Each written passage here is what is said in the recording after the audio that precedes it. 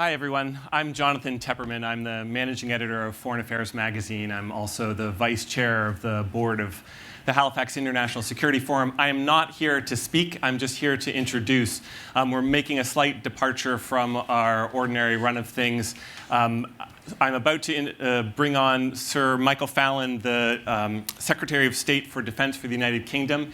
He's going to speak to you all for about 10 or 15 minutes. He's going to then go back. We're going to reset, and the panel will begin when he's finished. So, Sir Michael Fallon.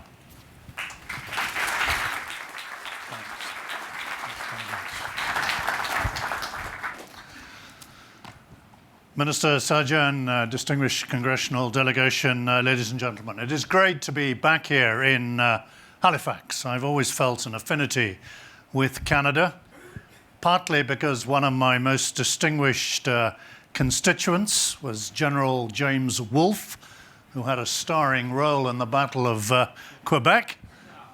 One of my military heroes, if not one of the heroes of my French counterpart, who you will see tomorrow.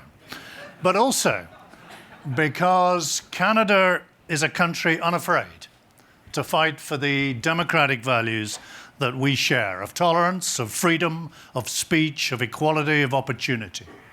And in this week of remembrance, 100 years on from the closure of the Battle of the Somme, we remember in Britain the supreme sacrifice of the 1st Newfoundland Regiment and of Byng's boys. And next April, we will mark the centenary of the Battle of Vimy Ridge and recall the Canadian Corps that defeated the German 6th Army. This century, our nations, Canada and Britain, have served side by side on every major operation. And I'm proud that our two forces, together with those of the United States, will be leading from the front again, commanding multinational NATO battle groups in the Baltic states. That presence on the frontiers of Europe reminds us that despite living in a post-Cold War world, democracy is threatened from Russian aggression, from global extremism, and from rogue nations. Now, although Britain is leaving the European Union, we still have a role to play in defending our European continent and defending democracy across the world, in the words of our upcoming plenary session, to continue to make democracy great again. Now, first, let me say that recent referendum and election results may have taken people by surprise, many people by surprise. But the strength of democracy lies in respecting the will of the people. Our own British Prime Minister was unequivocal that Brexit means Brexit. The American people have been equally unequivocal in voting for change. Trump means Trump, perhaps. But we are looking forward to working with the new US President-elect, his transition team, and his administration as it takes office. And in recent days, we've seen signs of some pragmatism and of his desire, very welcome desire, to strengthen the US armed forces.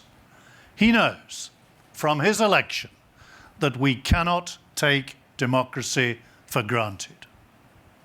Second, we work to strengthen democracy by bolstering our alliances and partnerships.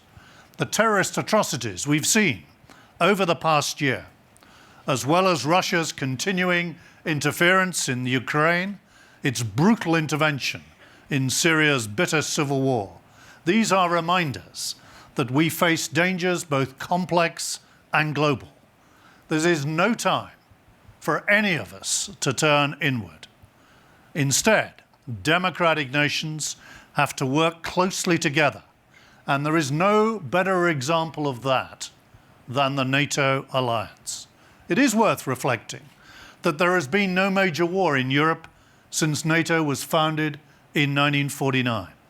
The principle of collective defense, enshrined in Article 5 of the Washington Treaty, remains the cornerstone of Western security and was invoked after the United States was attacked on 9/11.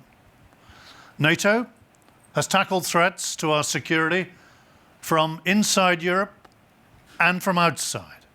Our continued commitment to Afghanistan has helped reduce and contain the threat from Al-Qaeda, and our efforts in Iraq and beyond will accelerate the defeat of Daesh. And NATO also works with other democracies further afield, like Australia and Japan, who share our values to deter challenges to peace and security in their regions. It is the breadth of these activities that explains why NATO is the most successful military alliance in history. And I am confident that the new administration will appreciate its international importance. Yet the President-elect is right, surely right, in expecting Europe to take greater responsibility for our own defence.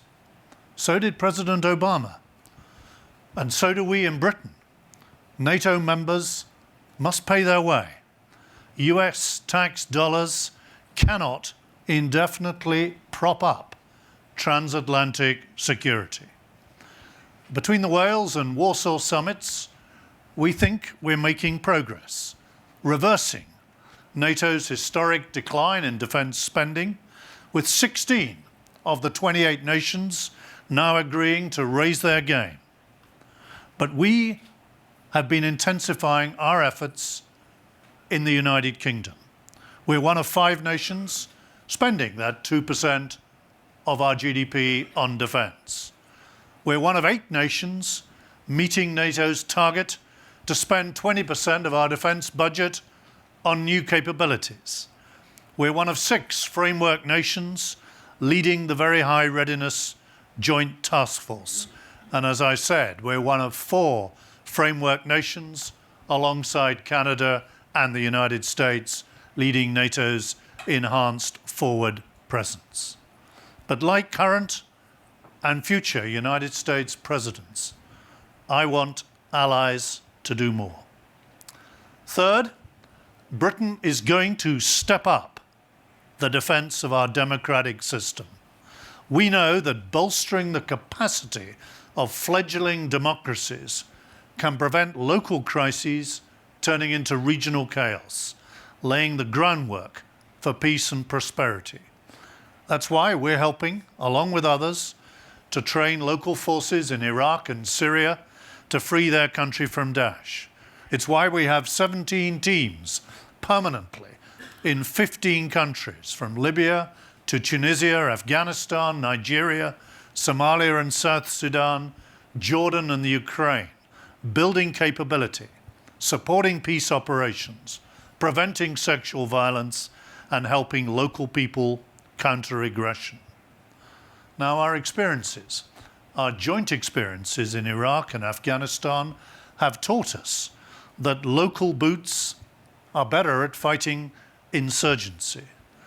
But British and other coalition boots continue to help, training, advising, peacekeeping, making the best case for defence the world over. We're also employing soft power. We're the only major country investing 0.7% of GNI on development and meeting that NATO 2% target. And we're using our influence to reshape UN peacekeeping. This year in London, we brought together 80 nations to improve United Nations planning and to encourage nations to honour their capability pledges. And I'm delighted that Canada, under Minister Hajid's lead, will maintain that momentum next year by hosting the next United Nations Defence Ministerial. As well as hard and soft power, we are also using smart power to strengthen democracy's hand. In our approach to the Daesh, shutting down the terrorist finance, stemming the flow of foreign fighters, combating their malign messages on social media. Next month, we continue building on that momentum as I chair the Counterdash Coalition Ministerial in London. And we are also projecting our smart power in advising other countries how to tailor full spectrum capabilities to best local effect. It was the philosopher Karl Popper who said that only freedom can make security secure. Through our Magna Carta Fund, we are supporting projects to uphold democratic ideals. Through training global defense leaders at our defense academies, with some 1,500 international students passing through our door this year, we are helping through smart power to spread the benefit of democracy. So let me, in conclusion, reassure you. Post-referendum Britain has a clear sense of its place in the world. We're a country with democracy in our blood. We like to think we've passed that on to other democracies that have nourished it too in their turn. And in a world that grows more complex and more dangerous, we democracies are going to have to be even bolder in the defense of democracy. So I look forward to working ever more closely with our great American, Canadian, and NATO allies to keep putting democracy first.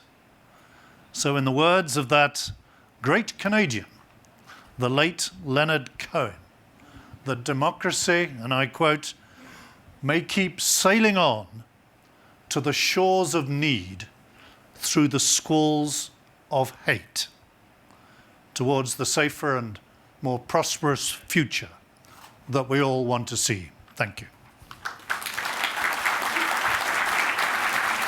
Off.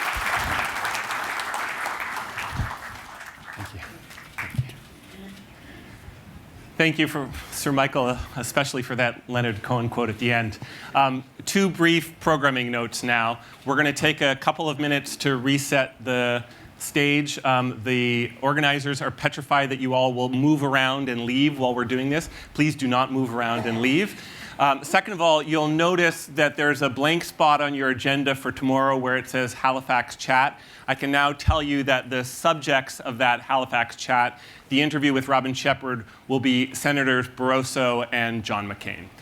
2 minutes and we'll be back. Thank you.